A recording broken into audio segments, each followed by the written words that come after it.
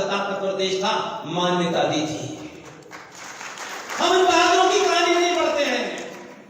बहादुर पैदा हो तो पड़ोसी के यहाँ, हमारे यहाँ तो चाचा नेहरू पैदा हो, ये बीमारी है। इसलिए मुझे खुशी है कि आप जैसे लोग चोट खा के सही कम से कम उस रास्ते पे तो आए।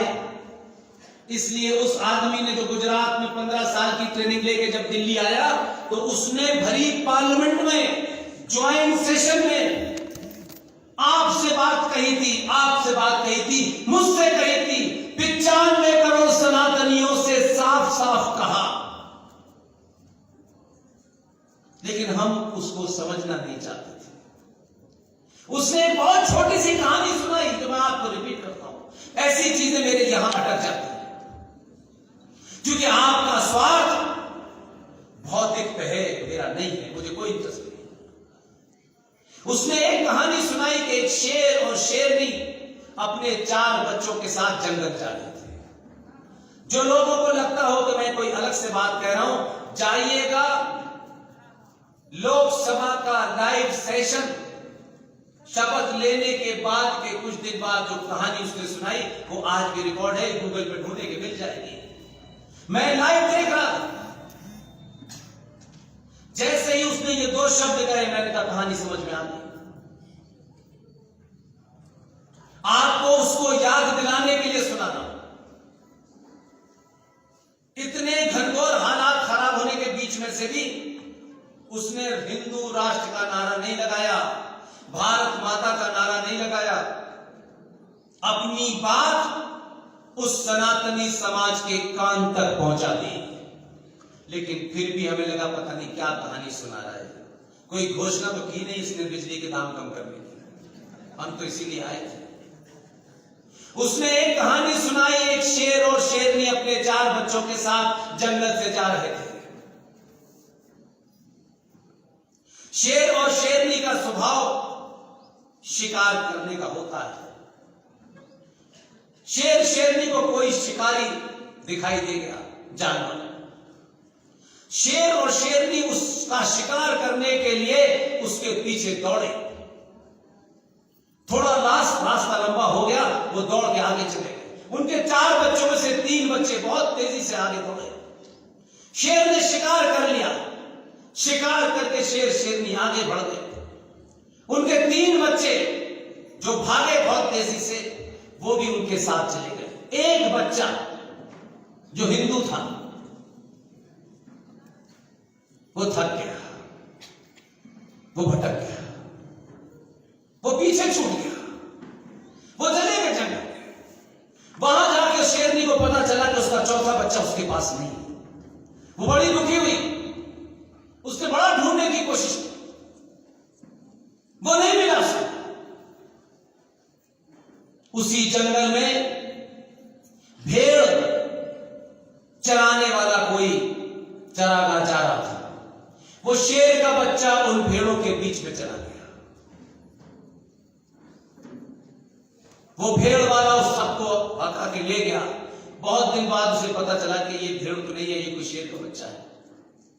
फिर उसने कहा कि इनको रहने देते हैं, अब क्या करते हैं, आ गया है। वो शेर का बच्चा भेड़ों के साथ रहते रहते उसकी हरकतें वैसे ही हो गई, वो वैसे ही सोचने लगा। और एक लंबे समय के बाद, 700-800 साल के बाद, वो शेर फिर दोबारा जंगल में लौटा। शेरनी भी साथ में थी। शेरनी ने दूर से अपने बच्चे को पहचान लिया कि वो भेड़ों के बीच में है, वो उसी का बच्चा है। शेरनी उसके पास गई और उससे कहा तू मेरा बच्चा है। बोला नहीं, मैं भेड़ हूं। वो मना करता है। शेरनी बहुत दुखी हुई कि देखो मेरा बच्चा है लेकिन ये अपने आप को भेड़ बता रहा है। शेरनी ने यत्न किया कि कैसे मैं इसे समझाऊं। तो एक दिन शेरनी उसको लेकर के एक कुएं के पास गई और उसने कहा कि देख तेरा चेहरा और मेरा चेहरा एक सा है। उसने नहीं माना तो पहले उसने अपना चेहरा दिखाया। फिर जैसे ही उस बच्चे ने अपनी मां का चेहरा उस पानी में देखा, उसे अपने होने का बोध हो गया और जोर से उसने दहाड़ मारी, बोला हाँ मैं शेर का बच्चा हूं।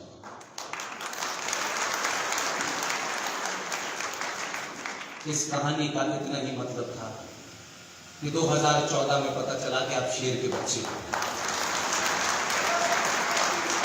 नहीं तो आप सेकुलरिज्म के बच्चे थे, वामपंथ के बच्चे थे, लेकिन सेकुलर के अलावा आप कभी शेर के बच्चे नहीं हुए। और शेर के बच्चे का बोध होने के बाद आपको समझ में आ गया कि शेर कौन है और भेड़िए कौन है। इसलिए 14 पैदा हुआ, 19 पैदा हुआ, 22 पैदा हुआ और शेर बने रहिए अगले 500 साल तक, जब से पूरी दुनिया से ये जिहादी और आतंकवादी समाप्त हो जाए। इतना ही करना है आपको और कुछ नहीं करना है। ये कहानी सुना के वो चला गया, आपकी समझ में नहीं आया। उसने एक बार नहीं, वो हर रास्ते से मैसेज देता है, लेकिन आपके दिमाग में तो जीएसटी अटकी हुई है, आपको तो इनकम टैक्स की स्लैब, अरे 10-20 साल तक कुछ महंगाई हो जाएगी तो मर नहीं जाएंगे। महंगाई किसी को मार नहीं सकती, हजारों काम करके जिंदा रह सकते हैं, लेकिन ये राज नहीं होगा तो किसके गुलाम बनेंगे ये बताइए, कहां जाएंगे? जब राष्ट्र समाप्त हुआ तो हमारी और माए बहनें ही इन जिहादी इस्लामिक आतंकवादियों के हरम की हिस्सा बनती थी। इन्हीं को 2-2 रुपए में अफगानिस्तान के अंदर बेचा जाता था। महंगाई जरूरी है कि उस मां और बहन की इज्जत जरूरी, ये तय करना आपका काम है। दिखावे के लिए 500 गाड़ियां, 10 मकान, ये और वो अगर नहीं होगा उससे जीवन रुकने वाला नहीं। जिस समाज का सम्मान खत्म हो जाता है, जिस समाज में भाव समाप्त हो जाता है, कोई बात नहीं, कोई मदद बोले तो किड्स हो, बच्चे हैं, कोई बात नहीं, वो समाज जिंदा नहीं रहते। इसलिए इसकी चिंता मत कीजिए कि हमें अच्छा कौन कहेगा, हमारी तारीफ कौन कहेगा। जो तारीफ के भूखे होते हैं वो इसमें चिंतित रहते हैं कि कौन तारीफ करेगा। आप में इतनी ताकत होनी चाहिए, अपने ऊपर विश्वास होना चाहिए कि अगर अंग्रेजी नहीं आती है, पैंट शर्ट नहीं पहनता है, हैट नहीं लगाता है, लेकिन उसे अपने पे भरोसा है। हमने तो पहली बार देखा कि भारत की राजनीति में सिर्फ धोती और कुर्ता पहनने वाले आते थे। ये तो आदि आस्तीन का कुर्ता पहनता है तब भी दुनिया लोहा मानती है। तब भी झगड़ा इस रशिया और यूक्रेन के बीच में हो रहा है, लेकिन मध्यस्थता के लिए नहीं बुलाया जाता है। इनका कोई लेना देना नहीं है। और ये अमेरिका के साथ भी खड़ा है और रशिया से तेल भी ले रहा है। अमेरिका रशिया पे बैन लगा रहा है, तुम बैन लगाओ, मेरे देश का ही तेल लेने में तुम बाहर में जाओ। ये ताकत होनी चाहिए। इसी ताकत को सनातन कहते हैं। यही ताकत आपकी है। दलालों को, मक्कारों को मत चुनिए, और अगर आपके बीच में भी हैं उन दलालों को भी एक्सपोज कीजिए, क्योंकि ऐसे ही दलालों ने बहुत पहले बहुत सारे सौदे किए थे। इसलिए भारत की पार्लियामेंट में, संसद में, खुले संसद में, बीच संसद में भारत राष्ट्र को बेचने वाले समझौते कानून बने। हम गली गली बता नहीं पाए लोगों को कि देखो ये कानून बन गया है, एक बार इसके लिए भी कार सेवा करनी है, नहीं, क्योंकि हिंदुओं पे अत्याचार होता रहे, हिंदुओं की प्रॉपर्टी लुटती रहे, उसी में तो हमारा हिंदुत्व है। हिंदू पिटेगा नहीं तो हमारे पास कैसे आएगा, और हमारे पास आएगा तो हम उसको मूर्ख कैसे बनाएंगे। 1991 में देश में कांग्रेस की सरकार थी। अयोध्या का मूवमेंट बहुत पीक पे था, बहुत चरम पे था, और एक कानून बन गया। कुछ लोगों को अयोध्या से अपनी राजनीतिक रोटियां सेकनी थी। तत्कालिक फायदे के लिए पूरे राष्ट्र को गिरवी रख दिया, बताया नहीं किसी ने, और आप में से किसी ने जानने की कोशिश नहीं की। मठों में बैठने वाले, आश्रम चलाने वाले, संत पब्लिक में क्यों इतनी नहीं की कि ये सवाल गली गली उठता, लोग चौराहे चौराहे पूछते, नहीं करा। 1991 में एक कानून बना और उस कानून के तहत सनातनी हिंदू समाज के 40,000 मंदिर जो अनादि काल से हजारों सालों पुराने हैं, जिनका आर्किटेक्चर आज भी दुनिया में कोई उसे मात नहीं दे सकता, उन 40,000 मंदिरों में आपने ये समझौता कर लिया कि 15/10/1947 को उन मंदिरों पे जिसका जैसा भी कब्जा था उसकी यथास्थिति रखी जाएगी, उसमें कोई बदलाव नहीं। मंदिर हमारे थे, हमारे दादा परदादा पूर्वजों के थे, लेकिन दलालों की चुप्पी के कारण संसद में कानून बन गया। हम बोले नहीं। हम क्यों बोले? क्योंकि हम तो हिंदुओं की ठेकेदारी को चिल्लाएंगे, फिर वोट लेंगे और उसके बाद सत्ता का मजा लेंगे। मजा लो, लेकिन राष्ट्र की कीमत पे मत लो। 1993 में भारत के संविधान को रौंदते हुए नेशनल कमीशन फॉर माइनॉरिटी बन गया। कई 20,000 करोड़ का बजट है। मुसलमानों को उसमें इमदाद दी जाएगी क्योंकि वो बेचारे बड़े कमजोर हैं। ये तो पैदाइशी कमजोर 1400 साल से थे, उनकी कमजोरी हम क्या दूर करेंगे भाई? लेकिन हमारे पैसे से पल रहे हैं। 1993 में नेशनल कमीशन फॉर माइनॉरिटी बन गया। 1995 में वक्फ बोर्ड के उस कानून के अंदर बदलाव हो गया। भारत के एक भी सनातनी को यह बात नहीं पता है। पिछले 8 साल से कहते कहते मुझे ये चीजें रट गई है। मैं चलते फिरते बोलता हूँ, 10 लोगों के सामने बोलता हूँ, 50 लोगों के सामने बोलता हूँ। जिन लोगों को इस मुहिम में साथ खड़ा होना था, उनकी समस्या ये हो गई है कि उनका ये तो ऐसी बातें कर रहा है जिससे हिंदू बढ़ सकता है। अगर राष्ट्र बचाने के लिए हिंदू बढ़ सकता है तो हर हिंदू को बढ़ जाना चाहिए। राष्ट्र के ऊपर ना कोई संगठन है, ना कोई व्यक्ति है, ना कोई राजनीतिक दल है। राष्ट्र से ऊपर कोई नहीं हो सकता। इसलिए 95 के अंदर वक्फ प्रॉपर्टी कानून में बदलाव हुआ, 2013 में पास हो गया। 95 के उस कानून के बदलाव के बाद भारत राष्ट्र की भूमि में मंदिर के ट्रस्ट, प्राइवेट प्रॉपर्टी, सरकारी प्रॉपर्टी, किसी प्रॉपर्टी पर वक्फ प्रॉपर्टी कानून के तहत वो किसी भी जगह को क्लेम कर सकते हैं कि ये आश्रम वक्फ प्रॉपर्टी पे बना हुआ है। कानून के तहत उन्हें ये कागज नहीं दिखाने हैं कि ये वक्फ प्रॉपर्टी पे बना हुआ है। कानून की धारा 3640 के तहत जिसकी जमीन है वो कागज भी दिखा दे, तब भी नहीं बात मानी जाएगी। उसे हाई कोर्ट जाने का भी ऑर्डर नहीं है कि वो अपनी जमीन के कागज दिखाए कि माय लॉर्ड ये मेरी जमीन है।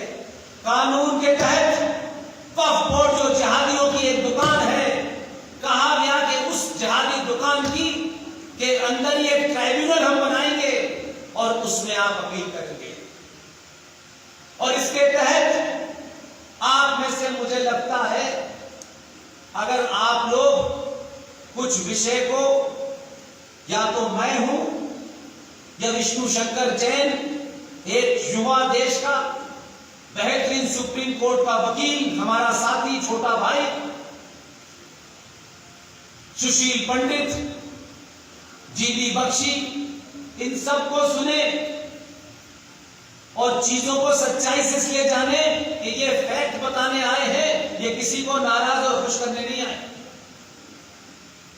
अगर वी सपोर्ट पुष्पेंद्र कुलश्रेष्ठ जो हमारी टीम चलाती है YouTube चैनल, अगर आप उस पर जाएं तो बहुत सारे विषय को, क्योंकि इतना समय नहीं होता, आप पूरा समझ जाएंगे। तथ्यों पे आधारित है, कहीं कोई लफासी, कोई वर्बोसिटी नहीं की गई है कि किसी को भड़काने के लिए कुछ बोल दिया गया है। उस कानून के तहत आपको पता भी नहीं चला, उस 1995 के कानून के तहत 2005 में जिहादियों ने कहा कि ताजमहल वक्फ प्रॉपर्टी पे बना है और उस दिन अब ताजमहल के ऊपर उनका कब्जा हो गया है। अरबों खरबों और करोड़ों रुपए की कमाई जिहादियों के पास जा रही है और आप अपने बच्चों के लिए नौकरी मांग रहे सरकार से। ये सिलसिला शुरू हो गया है। मैं जब यहां आ रहा था मैंने देखा एक पहाड़ी के पास भी एक तो कुत्ता कबर, गधा कबर, सारी कब्रें यही पैदा होती है। इसमें कुत्ता मर गया है, इसमें गधा तो दबाया है, नहीं पता कबर है। पीर साहब है इसमें, कौन सा पीर था जो पहाड़ के नीचे आके मरा था? ये उसी एजेंडे के तहत सड़कों पे, हाईवे पे, रोड पे, पहाड़ पे, नदी के किनारे जगह जगह बनाई जा रही है, क्योंकि आपके पास उन्हें हटाने का कोई कानून नहीं है। आप मुझे बता दीजिए कि देश के सबसे धनाढ्य आदमी के मकान के ऊपर क्लेम किया गया, क्योंकि वो धनाढ्य आदमी है, कुछ पैसे देके छोड़ देता है। पूरा देश गया आपके हाथ से और हम भारत माता की जय का नारा लगा रहे हैं। 70 सालों में ये देश हिंदू मुसलमान पे बटा था और हिंदुस्तान के उस आजादी के दौर के नेताओं में एक नेता अगर वो जीवित होते तो मैं उनको 10 बार नमन करता। इतना साफ सुथरा, साफ बोलने वाला। हम क्योंकि सरनेम से तय करते हैं ज्ञानी कौन है। बी.आर. अम्बेडकर एकमात्र ऐसे नेता हैं जिन्होंने अपनी किताब पाकिस्तान और पार्टीशन ऑफ इंडिया, जो हिंदी में भी है, जो इंग्लिश में भी है, उसमें साफ साफ लिखा कि भारत का विभाजन मजहब के नाम पे हुआ है और जब मजहब के नाम पे हुआ है, जब तक भारत की धरती पे एक भी मुसलमान है, ये विभाजन कंप्लीट नहीं है। ये बड़े बड़े हिंदू ठेकेदार नहीं कह सकते। कायर और डरपोक लोग कभी सच नहीं बोलते। सच बोल के चले जाइए। अगर उस दौर में कुछ लोग आपको दफन भी कर देंगे, आने वाली नस्लें बिल्कुल वैसे ही खोद के निकाल लेंगी कि आज चाचा नेहरू की बर्थडे का दिन भी बच्चों से छिन गया। पता नहीं आपको ये खबर है ना? तो जोर से बोलिए, इसको शर्माने की क्या बात है। इसलिए मैंने आपको बोध करा रहा हूं, सिर्फ आपसे इल्तिजा कर रहा हूं। जिस सुभाष चंद्र बोस को मारने का षड्यंत्र किया गया, क्योंकि उसने आजाद हिंद फौज बना करके 60,000 लोगों की, 26,000 सैनिकों की जान चली गई। देश की घोषणा की, बैंक चलाया, टिकट चलाई, समय में उसको जमीन में दफना दिया। कुछ दलाल इकट्ठे हो गए। सच की एक प्रवृत्ति होती है, इसकी एक टेंडेंसी होती है। जितना सच को नीचे दफनाएंगे, वो सच कभी ना कभी दिगनी ताकत से बाहर निकलता है। जिस सुभाष चंद्र बोस को हमने देखा नहीं, हमें मौका नहीं मिला, लेकिन मैं और आप सब खुशकिस्मत हैं, भाग्यशाली हैं कि आपने आज भारत की सत्ता का सबसे बड़ा केंद्र, जिसे राष्ट्रपति भवन और लोकसभा राज्यसभा का इलाका कहते हैं, जहां सत्ता चलती है, वहीं पर एक इंडिया गेट है जो अंग्रेजों के साथ फर्स्ट वर्ल्ड वॉर में हमारे भारतीय और अंग्रेज सिपाही मारे गए थे, जिनकी याद में इंडिया गेट बनाया था। हम आज तक इंडिया गेट पे जाकर के जवानों को, वो जो ज्योति थी उस पे जाके फूल चढ़ाते थे। हमने आजाद भारत के बाद 65 के युद्ध में, 71 के युद्ध में मरने वाले शहीदों के लिए कोई स्मारक नहीं बनाया था।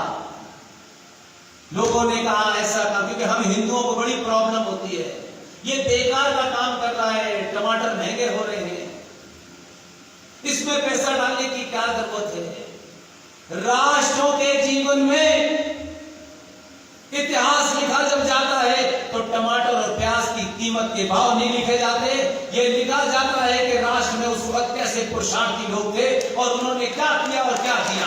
यही इतिहास में दर्ज होता है और कुछ दर्ज नहीं होता। कितनी कारें थी, किस पे कितने मकान थे। उस आदमी ने उसी इंडिया गेट पर 71 और 65 और 65 के बाद कारगिल जितने भी युद्ध हुए उनकी याद में एक स्मारक बनाया है। आप जाएं इंडिया गेट पे देखें तो आपको एक दूसरी चीज देखने को मिलेगी, जिसकी लड़ाई मेजर जनरल जीडी बख्शी के नेतृत्व में हम सब ने लड़ी। और जब हम ये बात करते थे, लोग कहते थे पुष्पेंद्र साहब इससे क्या फायदा होने वाला है, तो मैंने कहा अपने बाप का नाम क्यों लगाते हो, उससे तुम्हें कोई फायदा होने वाला है, वो तो मर गया। क्यों लगाते हो अपने बाप का नाम कि मैं फला का बेटा हूं, उससे नौकरी मिलती है क्या? तुम डरपोक और कायर लोग हो। जीडी बख्शी के अंडर में ये मुहिम 7-8 लोगों ने चलाई, जितनी शक्ति थी चलाई। हम में से कोई करोड़पति नहीं, लाखपति नहीं, हजारपति भी नहीं है। और अपनी बातों को आपके बीच में जगह जगह देश के कोने कोने रखा। उसका असर यह हुआ कि देश की सत्ता पे बैठने वाले को पता चल गया कि इन्होंने देश का मिजाज बदल दिया है।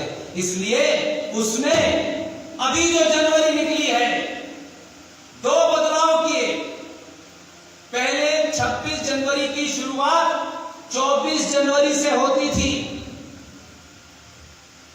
इसने सिर्फ एक नोटिफिकेशन जारी किया कि अब की से 26 जनवरी की तैयारी 23 जनवरी से होगी।